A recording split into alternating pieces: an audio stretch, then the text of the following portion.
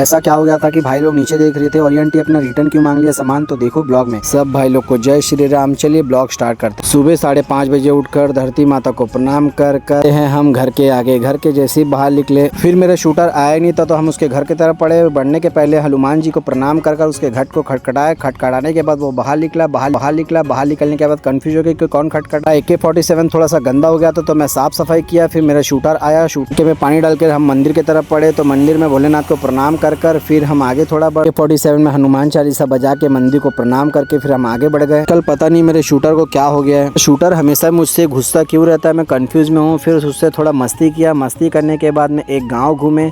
उस गाँव में हमें कुछ नहीं मिला। फिर दूसरा गाँव घूमे, दूसरे गाँव में भी कुछ नहीं मिला। फिर तीसरे गाँव घूमे, कुछ नहीं मिला। आप देख ही सकते हो AK-47 में कुछ सामान नहीं मिला। फिर एक मंदिर में जाके भोलेनाथ को प्रणाम भोलेनाथ को प्रणाम किए। फिर एक लोहे का पाइप मिलता है, फिर तो चाचा को वजन किए। वजन करने के बाद में फिर थोड़ा एक सामान मिल गया। फिर एक आंटी रुकाती तो वो आंटी ने सामान दिया नहीं। फिर एक दीदी रुकाती, उसने भी सामान नहीं दिया। तो एक चाचा ने अपना कार्टून थोड़ा सा दूर जाते हैं, तो एक चाचा ने अपना थोड़ा सा पेपर दिया। फिर उसको AK-47 में खाली कर उसको पेमेंट दे दिए। थोड़ा दूर जाने के बाद एक भाई हमको रुकवा कर अपना थोड़ा सा कार्टून दिए। फिर आगे बढ़े, तो फिर आगे बढ़ने के बाद एक आंटी अपने घर का कबाड़ी ला के देती है। तो एक कैंटीनर रहता है, उसको फिर वजन करते। वजन करने के बाद में फिर आंटी को पैसा दे देते। फिर थोड़ा दूर जाने के बाद एक आंटी अपना कबाड़ी सामान हमको ला के देती है। फिर उस कबाड़ी सामान को हम चेक करके उसका वजन करके फिर आंटी को दे देते हैं पैसा। फिर पैसा देने के बाद फिर थोड़ा दूर जाते, तो एक आंटी और अंकल हमको कबाड़ी से सामान देते। तो पैसा देने के बाद फिर हम एक आंटी के पीछे चले जाते हैं। पीछे चलने के बाद उनका कबाड़ी सामान लेके आके उसको वजन करके AK-47 में खाली कर देते। वो आंटी रिटर्न मांग लेती है अपना सामान। फिर थोड़ा सा आगे बढ़ने के बाद कुछ भैया हमको मिलते हैं, अपना कबाड़ी सामान देते हैं। शूटर उसको वजन करके पैसा दे के फिर थोड़ा दूर जाने के बाद एक आंटी अपना पेपर को वजन करने के बाद आंटी को दे देता हूँ पैसा। फिर पैसा देने के बाद में थोड़े दूर जाने के बाद में कुछ बच्चे अपने कबाड़ी सामान लेके आते हैं, तो मेरा शूटर उसको वजन करता है। फिर एक आंटी भी अपना कबाड़ी सामान लेके जाती है। एक आंटी तो रोडी पे बैठ जाती है कबाड़ी सामान लेने के। फिर उस सामान को वजन कर लेते हैं। फिर वजन करने के बाद में उसको आंटी को दे देते हैं पैसे देने के बाद फिर घर की तरफ बढ़े। घर की तरफ में तो इतने जोर से बारिश हो रही थी कि मेरा पूरा कपड़ा हो गया था कच्चा।